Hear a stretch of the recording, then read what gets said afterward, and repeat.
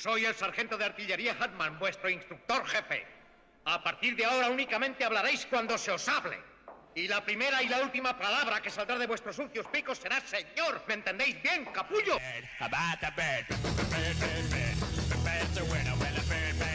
Solo sois una cuadrilla de desgraciados.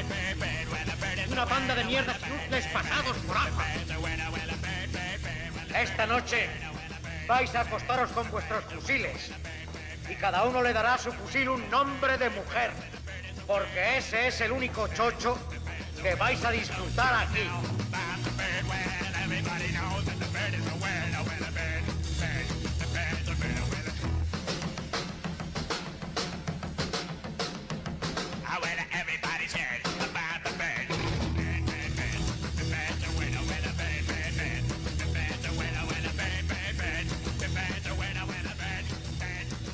Buenas noches, nenas.